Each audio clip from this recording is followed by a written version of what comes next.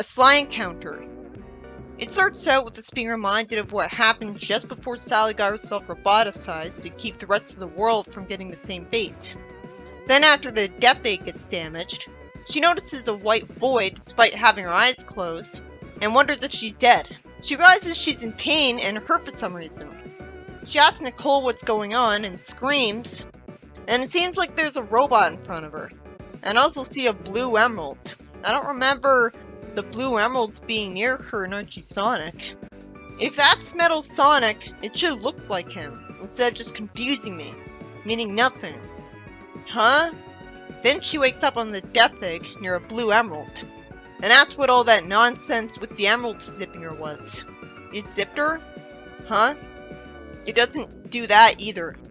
Then she sees Sonic being held in the grip of Mecha Sally, despite being Sally. Why didn't this happen in Archie then? Already I'm so confused that I'm detached from what's going on and no longer taking the story seriously. This should be using the Mecha Sally idea and trying to go off the Archie continuity specifically, if it's not going to actually stay true to its canon. Thank goodness she explains that the Chaos Emerald made it so that instead of getting destroyed, the roboticizer turned into a Mecha Sally. The roboticizer turned itself into a roboticized person, while keeping the person intact? I'm so confused. She inverted the roboticization beam. That's why only she got the problem, instead of everybody. At least it's trying to make sense by having her explain this. It's supposed to be because of the Chaos Emerald. To be fair, it's the Blue Emerald. In Archie, we were supposed to believe the Blue Emerald was the one that got teleported away because of a glitch in the Genesis wave. I have no idea why that glitch happened. So it's going off the logic that it would make just as much sense for the Emerald to have been warped to Sally and conveniently saved her out of nowhere, as it would for it to show up on the bottom of the ocean, like was originally planned for it. But why did this happen instead? Was it literally completely random where it'd show up? If so, Sally's extremely lucky. If it could have shown up anywhere, like a different planet or something, she could have easily not gotten so lucky and had the whole comic happen. But to be fair, lucky coincidences do happen in real life. It's better feel forced because of that than because of a character being too dumb. I'm just confused because the Chaos Emerald has never shown this property before. I can maybe understand the idea of her not being roboticized because of its presence. Rings are just weaker Chaos Emeralds, and Sonic prevented himself from being roboticized in Sad AM by delaying it with rings. Which made sense because rings protect him. But then it leaps from that effect to the roboticizer itself being turned into a Mecha Sally. What does that have to do with invincibility? Why would the Chaos Emerald want that to happen? Roboticization works by turning organic material into a robot person. How could it turn non-organic material like a roboticizer into a robot? Before Sally can turn an already done plot in an intriguing new direction by showing how Sally go up to Sonic at this point and reveal to him that she's fine, so drama averted, arc averted, out of nowhere the Chaos Emerald creates a portal blower and sucks her into it. Why? How? This is just full of things happening out of nowhere. How many times have I said that I'm confused? At least this is interesting me. I'd rather be confused and desperate to read more than confused and bored out of my mind. It's the type of weird writing I remember Pender's having in really early stories of his, like the one with melting clocks. That story was confusing, but it was also new, so I'm glad I read it. It was a new experience to add to the franchise. This story starts out as a retread when it's supposed to be a fan comic, so it can do anything. But at least now it's getting interesting. But you don't have to make no sense to be interesting. I'd like a plot development to make sense.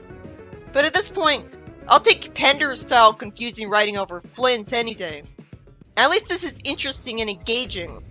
As Sally goes into a void, and we see screens with various different game franchises behind her. And she actually acknowledges the presence, wondering what these windows are. She starts falling. She sure is talkative in this story. She was doing a lot of talking last page too. I gave the story the benefit of the doubt and assumed she was talking too quietly for Mega Sally and Sonic to hear her, so that them not noticing her would make sense. My point is, when she says she's being sucked into a portal, that seems stilted to me. It's like early Mike Gallagher writing, where the characters say what's obviously happening on the screen so the audience will understand things better. Though it is better than having detached narration to it, as if it's a novel, it's just that I'd expect her to be just screaming, not narrating. I can't take the story seriously right now because it's so contrived that a Chaos Emerald sent her into another universe. It would actually be easier to buy if the portal showed up for no apparent reason, because that happened in issue 11, and that was why Sonic met Scourge, and it happened earlier, and Sonic met Alan Cal.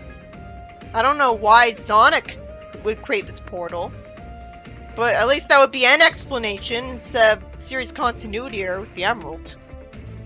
I wish it was just a teleport stone or something. I could have believed that the portal showed up here because the barriers between zones are that weak, and Mobius is that magical. It'd make no sense for that constant portal creation to be very temporary, but the comic treated it like it was. It felt arbitrary if she didn't say that, because it's been forever since portals to other universes were constantly showing up for no reason in Archie. That hasn't been a thing since Sonic Super Special 9. But at least this is giving me a feeling like that issue. It's reminding me of when Archie was actually interesting. Even if it's not really creative, like coming up with something completely new on your own. Because it's having her fall into Sly Cooper's universe. That's more of a fan comic thing. Not only would the franchises never cross over, like Sly's basically dead, but using another franchise is not creative. Is not coming out with something new. Meanwhile, Sly Cooper thinks that even though he defeated his enemy, he still feels like he lost. He thinks that he hasn't seen Bentley in days because he stays in his workshop all day and night, and Murray just wanders around the city, blaming himself for what happened to Bentley. Good thing I watched the SGB Let's Plays of the Sly Cooper games a while ago, or I'd have no attachment to this franchise. Although even if I didn't already know these characters, and learned to hate Sly Ford's plot with a passion, I'd still feel like Sly Cooper fits as someone who can meet Sally right away, because his art style fits in with the Sonic characters perfectly. He's an anthro animal. He's not in the Sonic art style exactly, because his eyes aren't big enough, but he doesn't look like a DeviantArt Sonic OC at least. And he looks a lot more like a Sonic character than the Fleetway civilians did. So I totally get why he's crossing over with Sonic series here. That's why when I first found out about this comic, I thought it was a surprisingly brilliant idea. Sly hopes that something will pop up to give him a good distraction from how depressing his life has been. There's a lot of panels here with him doing nothing and just talking to himself. It overwhelmed me with boredom right away. I'm also always wishing that the text in the text bubbles was bigger, since I'm nearsighted after all. Finally, he notices a glow and weird noise. He has the common sense to think that it could lead to trouble if he investigated it. But then he decides to look at it anyways because he has nothing better to do. I like his adventurous spirit. We see Sally on the ground and some silhouetted bad guy grabs the emerald. I guess she got knocked out from falling from a high height. I find it annoying that the bad guy's in silhouette. Why can't it just let me see what he looks like? It's a shame this has to happen to Sally for the premise of the series. Because we're supposed to think of her as a competent freedom fighter who constantly succeeds and stuff. Anyways, Sly feels sorry for Sally right away, being a gentleman. Although it's hard to take him seriously when he says she's beat up, because she doesn't look hurt at all.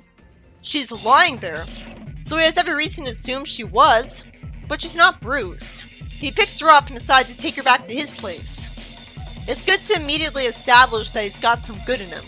I know he's a thief from the games, and that's gotta require some apathetic selective morality from him. Where he's a polite person, but he's completely apathetic to stealing from people. So it's a miracle he cares about Sally. Like, why did he become a thief if he's this compassionate anyways? I forget. No, Ancestry doesn't really justify it. Then we see a page where for some reason Sally's seeing the overly depressing scene where Antoine ended up getting put in a coma by Metal Sonic. So we get to see her perspective on the whole thing. funny too? That didn't happen, Archie. I didn't feel like looking at the same scene again that I hated so much, so I missed this.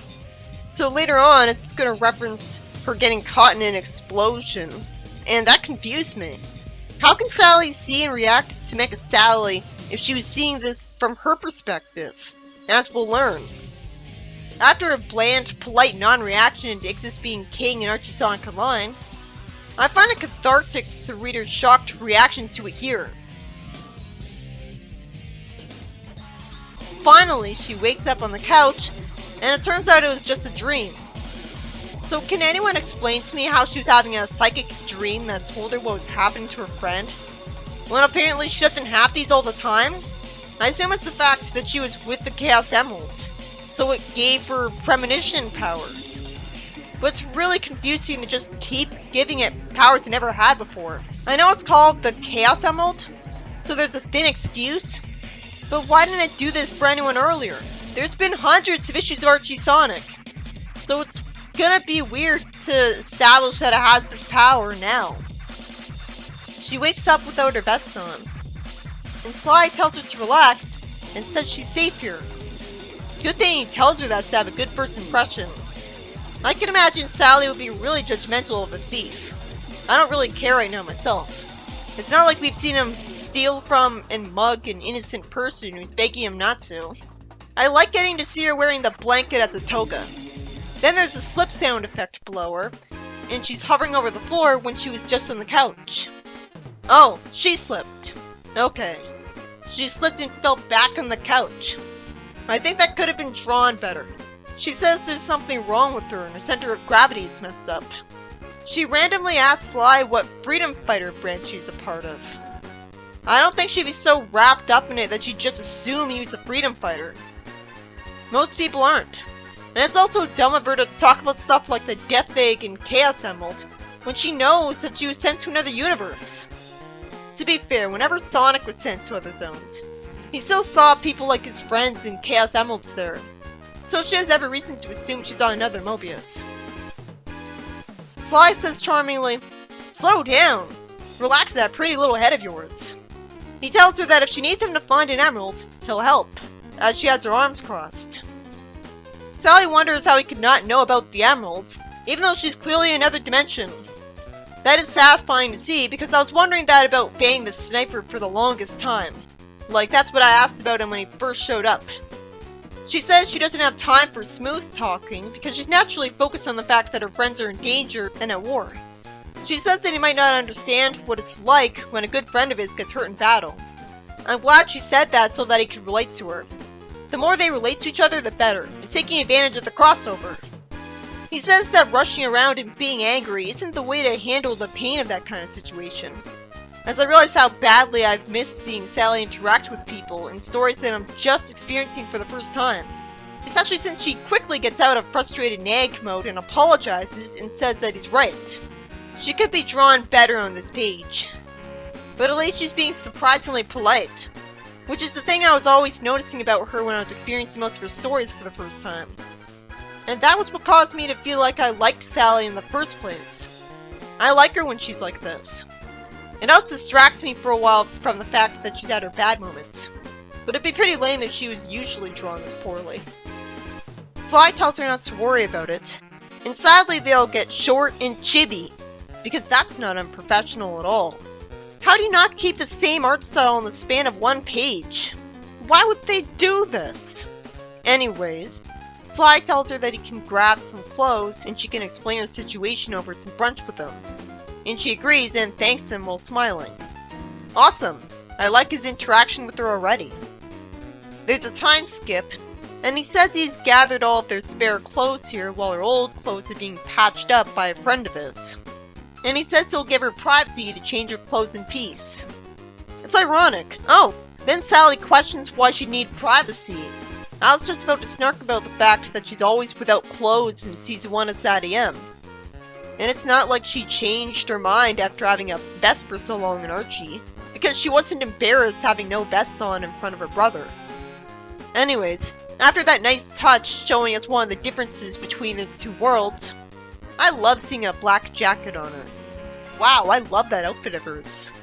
She's got a blue shirt, her chest is covered. Good. I was being reminded of how she was drawn before issue 160 by some of the artists who were way too focused on Sally's chest. Blue and black go really well together.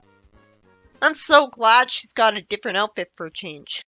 Though it's weird to see her hands being the same color as her furs instead of skin colored, while she's wearing fingerless gloves.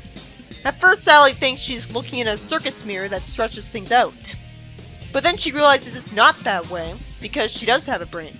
She realizes she's got a large, curvier body, more muscular limbs instead of noodle limbs, with smaller hands and feet, and a smaller head, and she screams at looking different. So, for the first time ever, a character being sent to another zone has also changed their appearance to fit its art style. I didn't think that I had to think she had a different art style in this way until she pointed it out, because I knew I was reading a DeviantArt comic. So it wasn't gonna look exactly like the art you saw in a comics anyways, so it didn't have to. So I guess I noticed, but apparently I was supposed to care that her appearance changed. Was it really necessary to have her body changed? I thought she and Sly had basically the same art style. She would have fit in just fine the normal way. This is the biggest problem with the comic. I mean, she looks fine now, but it's gonna get worse.